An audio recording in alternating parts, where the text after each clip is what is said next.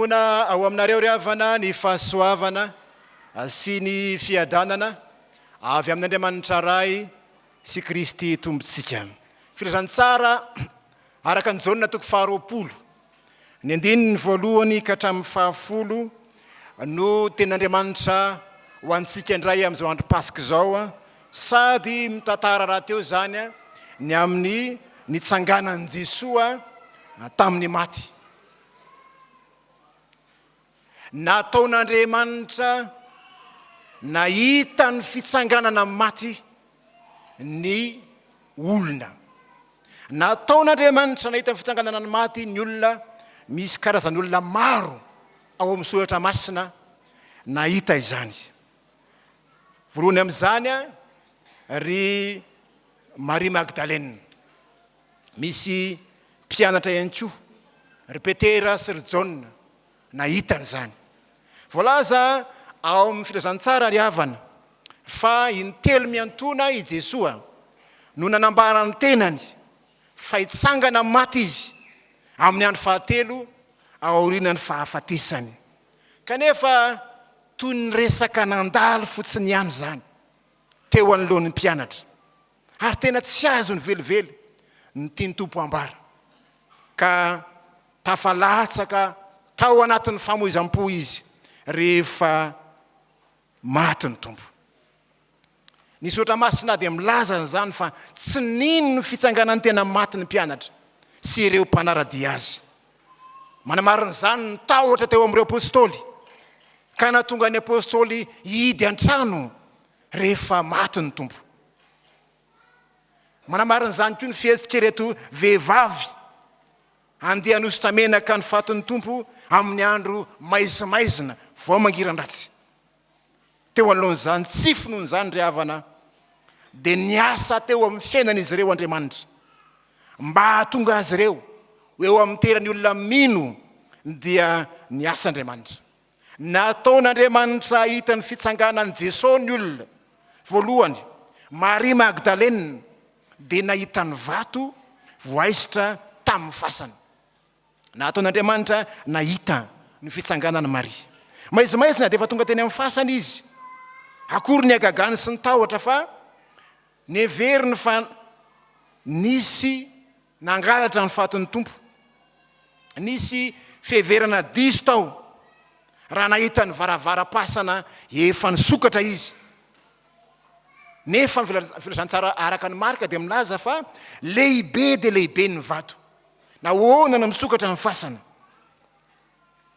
Ary zany nahatonga ny vehivavy hifanontany manao hoe iza re no anakidia ny vato ho afaka amin'ny varavara-pasana isolantsika. Zany no adevitra teny an-dalana, satria voahidy mafy ny fasana, goavana ny vato zay natampona teo. Dia tsy andanin'izany dia nambenana maramila ny fasana. Ka tamin'ny fomba ahoana ary no nahatonga ny vato voaisitra? Matio dia milaza ny hoe nisy orohoro-tany tamin'izany, nindrahan'Andriamanitra ny anjely hanakodia ny vato. Matio 7:22 any zany. Niasa nataon'Andriamanitra eto dia nanala ny hidin'ny fasana, nesorony ny hidin'ny fasana zay manasaraka ny olombelona tamin'i Jesoa, ka izy mihitsy Andriamanitra mihitsy no nanakodia. Mahery ny Tompo, nitsangana ny Tompo, hanika tsy afaka mamefy azy ny varavara-pasana. Tsy azon'izany ny giaza natao am-pasana izy, satria hitondra famonjena ity avela amin'ny fasana no antondian'i Jesoa. Io vato lehibe io havana no nasehon'Andriamanitra ho hitan'ny Maria. Naseho ny ho hitan'ny Maria zany vato lehibe mikodia zany. Fa azon'Andriamanitra atao tsara ny tsy namoa akory ny fasana, fa avy hatrany dia namoaka an'i Jesoa tao izy. Tatsika tsara tantaran'i Jesoa hoe ny trano mbola mihidy fa i Jesoa efa teo ampovoan'ny mpianatra rehefa nitsangana tamin'ny maty izy. Herin'Andriamanitra zany, hain'Andriamanitra ny mamono fasana na dia mihidy mafy azy zany. Fa tsy nesorony ny vato eto no anehoany fa mahery ny Tompo. Maty dia milaza fa misy vavolombelona nampahitan'Andriamanitra ny vato mikodi, dia ireo maramila ihany koa zany zay niambina amin'ny fasana nahita ny vato mikodi. Nahoana ry havan'Andriamanitra no misahirana mampijery ny olona zany vato lehibe voaisitro zany? Tsy dia hoe nivoahan'i Jesoa tao loatra akory, tsy nivoahan'ny Tompo tao akory, tsy zay loatra, fa mba hidiran'ny olona ao anatin'ny fasana, ahitan'ny olona ny zava-mitranga marina, mba hahatonga ny olona halala fa nisy ny Tompo, nisy zavatra niatra taminy dia ny fahafatesana zany, ka nivainy ny varavara-pasana mba hidirana. Ry havana rehetra amin'ny Tompo, aseho an'Andriamanitra ho hitan'ny olona nasa mahagaga ataony, dia nandresen'ny Tompo ny fasana zany, nandreseny ny fahafatesana, ka atao amina ny olona ho resy lahatra amin'ny finoana hiaiky fa efa ny fahavalo farany, dia ilay fahavalo, ilay fahafatesana, fahavalo farany ho isika. Ary ilay tambony ny ota izany, ny mason'ny olona mihitsy no mahita eto, voaisitra ny vato, tsy tao intsony ny Tompo, ary ny maramila mpiambina azy efa nandao tanteraka ny fiambenana.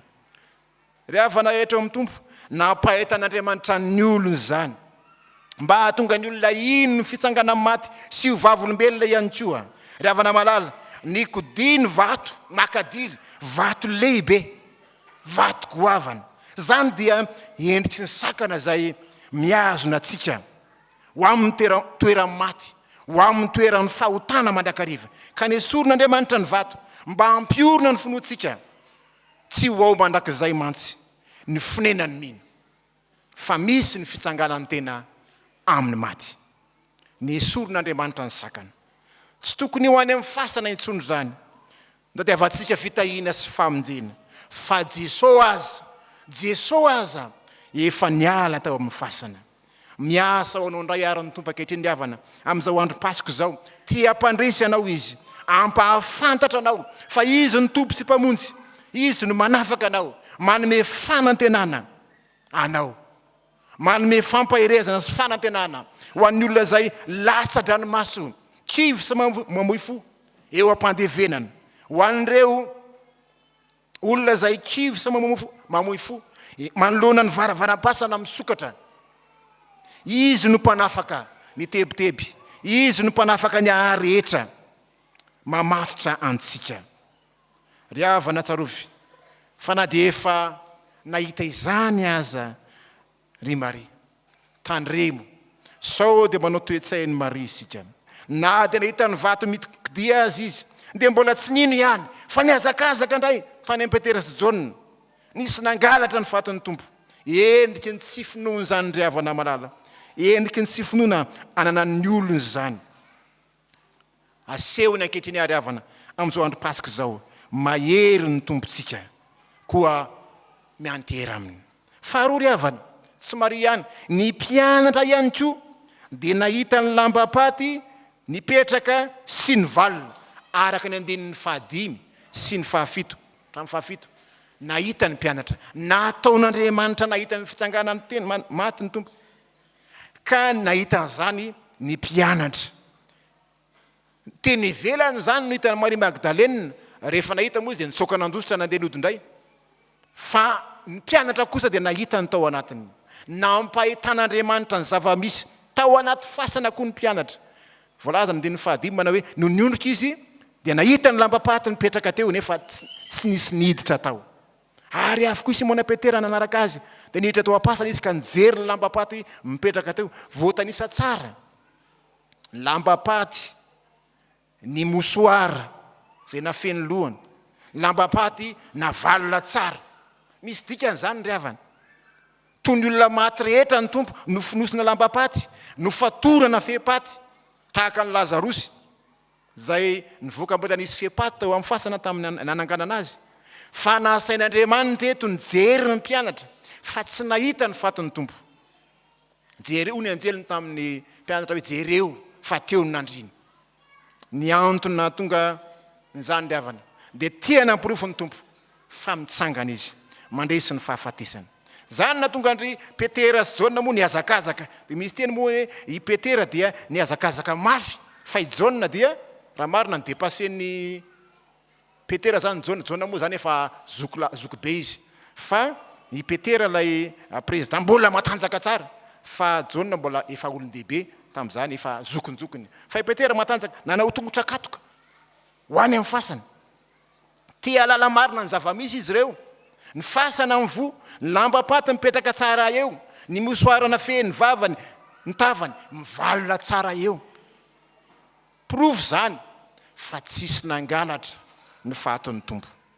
Na dia hoe misy mpangalatra tolapaty aza, tsisy nangalatra ny fahaton'ny tompo, fa ny mpangalatra tsy andano fotoana amalona lamba tsara sy ametraka izany amin'ny toerany. Fa raha mpangalatra izy na tsipitsipi ny teny daholo ny zavatra rehetra. Nataon'Andriamanitra nahitany zany reto mpianatra reto. Prove zany ndiavana nitsangana ny tompo. Nitsangana ny tompo. Dia voalazany hoe andiny fahavalo hoe Jaona dia nahita kanino. Le ty azy zany io. Nahita kanino. Andriamanitra mihitsy no mandresy lahatra eto hoe jereo. Mandresy lahatra amin'ny alalan'ny fahitana sy ny fahatsapana. Zay no hita eto ravana. Ravana rehetra eo amin'ny tompo. Hony matoto valamborapola andeny fahadimy ka hatramin'ny fahenina hoe aza matahotra tsy ato izy fa efa nitsangana. Araka zay nolazainy avika jereo fa teo nandreny tompo. Nasain'Andriamanitra nahita ny fitsangana amin'ny maty ny mpianatra. Ravana rehetra ao amin'ny tompo. Andriamanitra dia manana ny fikasany, manana ny paikadiny amin'izay fandresen-dahatra atsika. Ary zany ny zava-misy eto noresena lahatra ny mpianatra mba hatsapa fa nitsangana marina izy. Ravana malala eo amin'ny tompo. Nanaiky ho fezina lambam-paty ny tompo fony izy nodimandry. Nanaiky alevina izy hanaporiforony fa azo ny resena izany fahalovana sy fahafatesana zany. Azo resena ny fasana. Santatra ho atsika sy andiavana malala. Ary ny PASKA toy izao dia tena ivo ny finoantsika kristianina tokoa. Fa raha tsy misy ny fitsanganana maty dia na kristy aza tsy natsangana. Foana ny toroteninay hoy apôstôly Paoly. Foana koa ny finoanareo raha tsy nitsangana tamin'ny maty Kristy. Dia asehon'ny tompo ankehitriny ary avana malala. Asehon'ny tompo ny endrika fandresen-dahatra, andresen-dahatra atsika. Sitrak'Andriamanitra ny toeranao, ny toerantsika ho amin'ny tsy finoana ka tonga atsika hitebiteby andro manalina, tsy hanana fanantenana, ho resin'ny fahakiviana sy ny famoizam-po. Fa ampahitan'Andriamanitra ny fandreseny sika. Ny tanjony tompony aminao dia ny atonga anao ho voavonjy ka nananao ny Kristy lay tena fiainana. Zay afaka miantoka ny fiainanao. Ananao fiainana be dia be ihany koa. Koa raiso Jesoa Kristy, raiso izy hanafaka anao amin'ny endrim-pahafatesana rehetra efa nasehony taminao. Sareo firiavana asehony tenin'Andriamanitra amintsika fa mpandresy ny tompo. Afaka mandresy sy mampandresy antsika ihany koa amin'ny endriky ny fahafatesana rehetra ny tompo. Meteza riavana ino an'Andriamanitra. Meteza ho resy lahatra. Asa ho isy an'izay mafo hiandry anjery avany an-danitra handresy lahatra. Fa ny tenin'Andriamanitra raiso zany, vakio zany, io ny fandresen-dahatra ho anao, fa maty ho anao, nitsangana ho anao ny tompo. Eto ampamarana nariavana. Dia tiana manatitranitra fa tsy ny kibon'Andriamanitra ho azy samirery akory ny famonjena, fa nasainy ahitany zany sika olombelona, ampiorina ny finoantsika sy ny fanentana atsika, nasainy ahita izany sika ho fanehoana ny voninahiny, ho fanirahana atsika ihany koa ho vavolombelona. Koa ianao ary minoa ny fandresen'ny tompo fa efa vitsy zany, efa azonao ny fandresena. Mpandresy ianao amin'ny ady atreanao. Koa ny olona avy mamonjy PASKA zany, tsy olona manjo rehetra tsy olona manjony dava fa olona feno toko sy fanantenana fanandresy ny Tompo, mpandresy tahaka azy koa isika. Ho an'Andriamanitra ny voninahitra ho aminao ny fiadanany. Amen.